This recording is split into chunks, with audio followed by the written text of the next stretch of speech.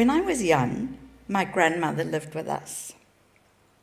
We called her Ma. She was there every day when I got home from school, baking bread or making jam. She often carried her radio around with her.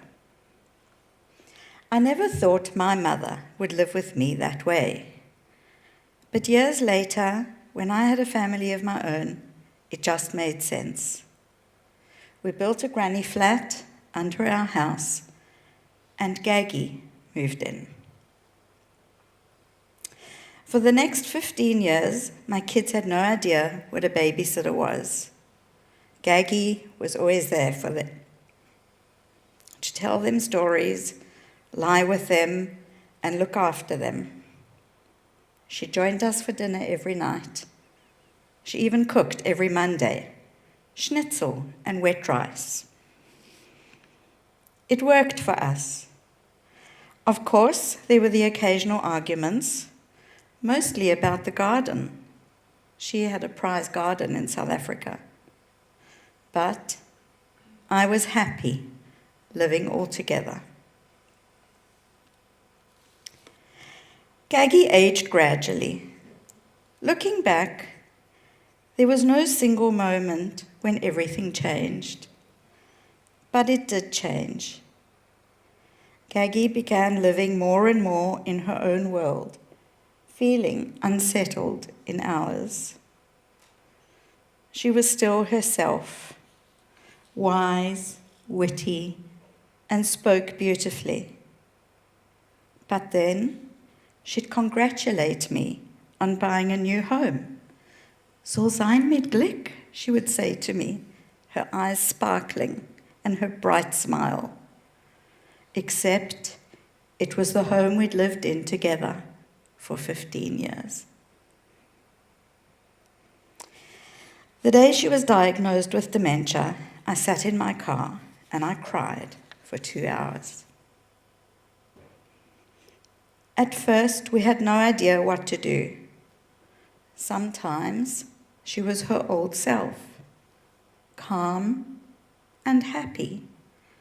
Other times she became agitated and confused. She could hallucinate, which was terrifying for her and us. She could be demanding or delusional, accusing us of stealing or hiding her things, or begging to go home, which was the most heartbreaking because she was home.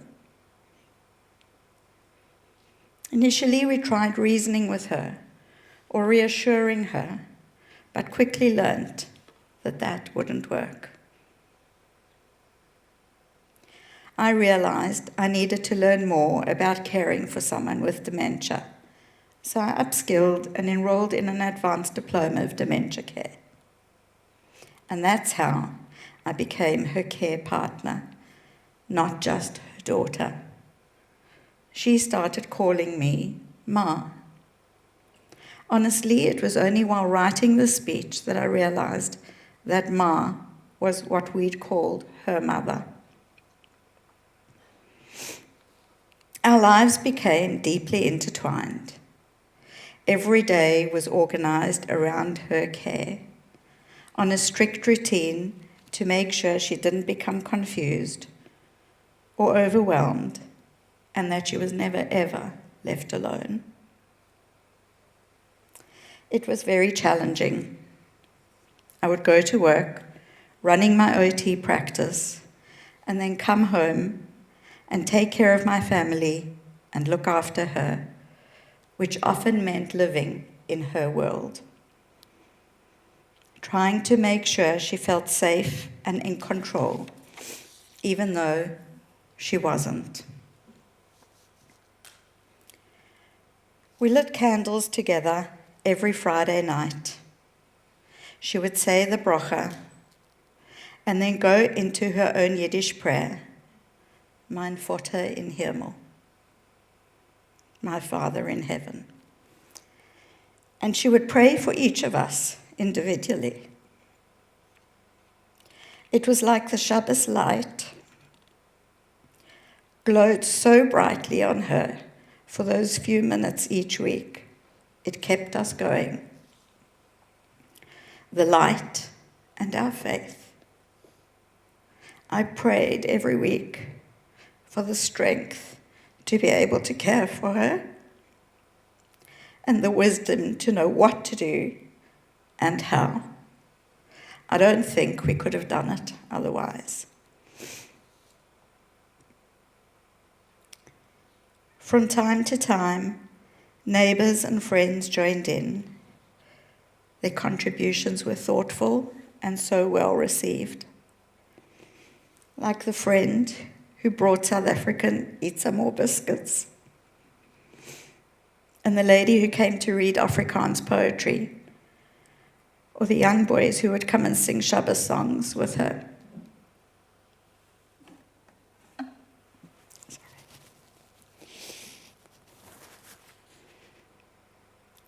It's hard to describe just how much of my life became devoted to her, and how hard it was, and how exhausting in every way.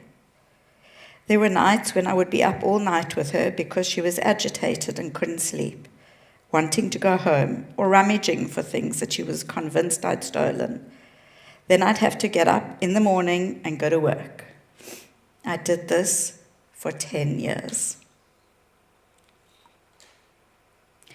I'll never forget one time she insisted there was a monster under her bed. Naturally, we thought she must be hallucinating, so we pretended to shoo the monster away every night for a few weeks. And then one day, as I walked past her room, out from under her bed crawled a huge blue-tongued lizard with its tongue darting in and out.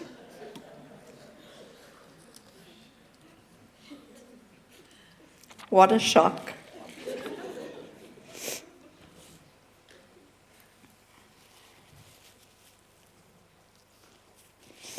We had fun along the way. She loved my husband, Mark.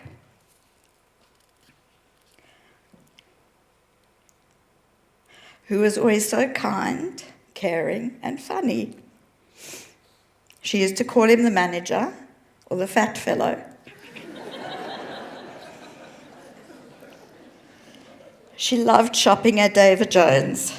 Even when she forgot all of our names, she would always remember David Jones.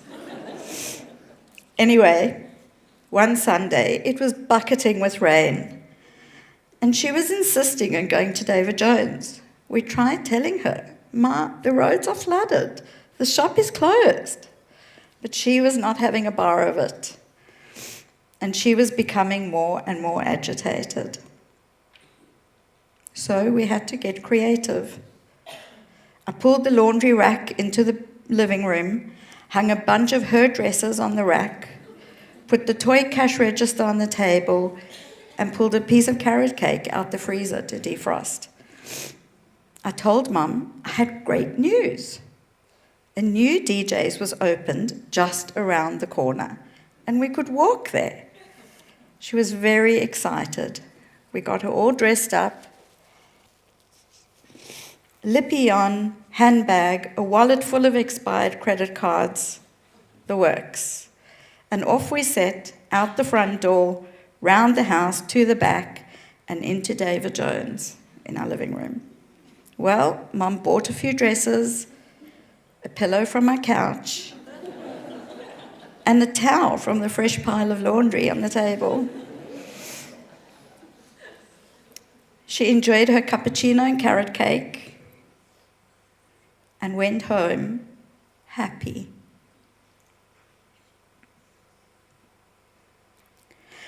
We tried to engage her in household chores so that she would feel of value. She was our sock fairy and would roll the same 10 pairs of socks every day. She would fold the same 10 tea towels every day.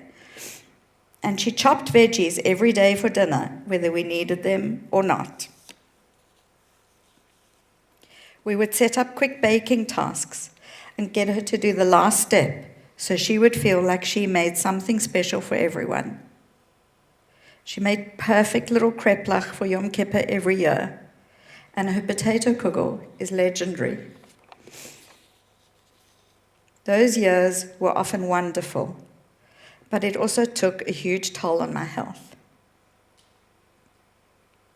I had 2 children, still living at home, but I kept going until the day she died. It was April 2019.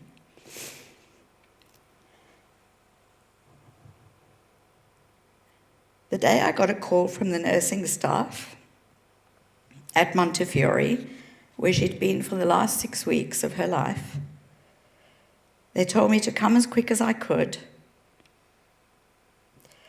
I remember sitting in traffic, becoming more and more anxious, telling myself it would just be another day when she would miraculously pull through again.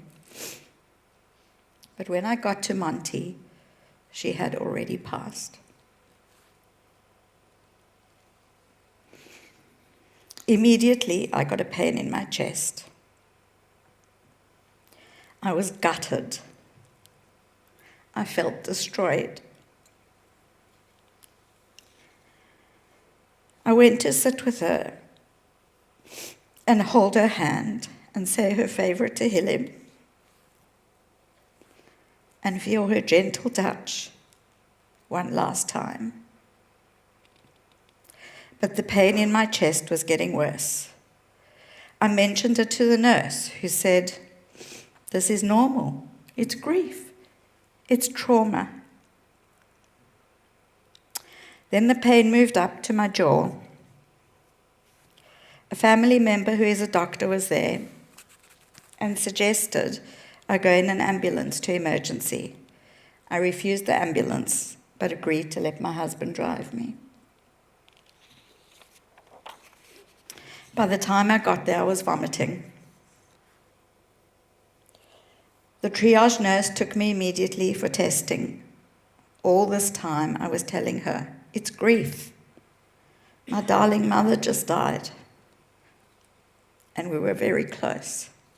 I just need to be home with my family. I could not believe what was happening. A young doctor came in and said I'd had a heart attack and needed an immediate angiogram.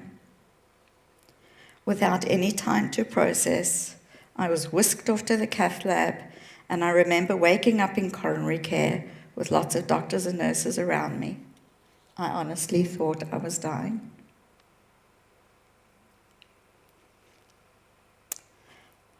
After the procedure, the cardiologist came in and explained to my husband that I had not had a blockage in my heart, after all. He said it was an episode of something called Takotsubo cardiomyopathy, more commonly known as broken heart syndrome. For 10 years, my entire identity was being a care partner for my mom. After her funeral and Shiva, I began my recovery.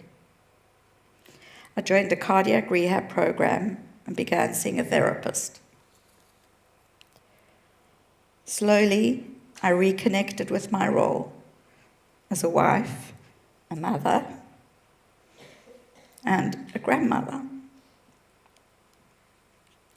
It's an ongoing process, and I still attend my cardiac gym to work on my heart. At the start of the 10-year journey, caring for my mom, I felt immense grief. But part of my recovery has been turning that grief into joy for the time we had together. She danced at my daughter's wedding. She met her first great-grandchild.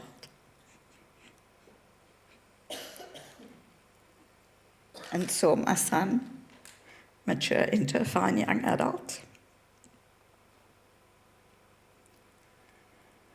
She sat at our seders and said Chad Gadya in Yiddish, and made knedlach until the year before she died.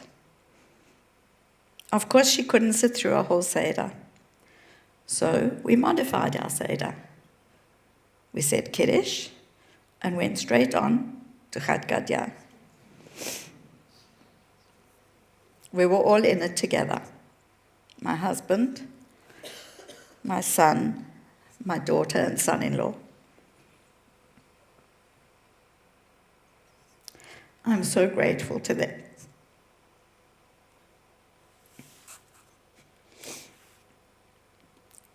For being there with me every step of the way.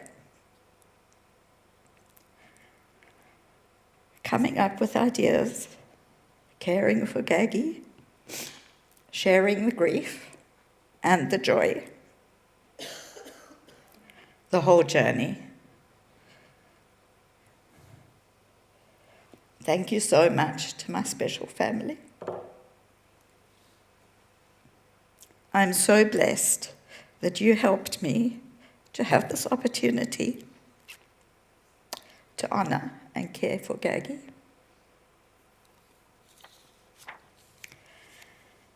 If I can inspire one other family tonight to care for a loved one living with dementia, to go through the journey together, then this talk will have been worthwhile. Thank you.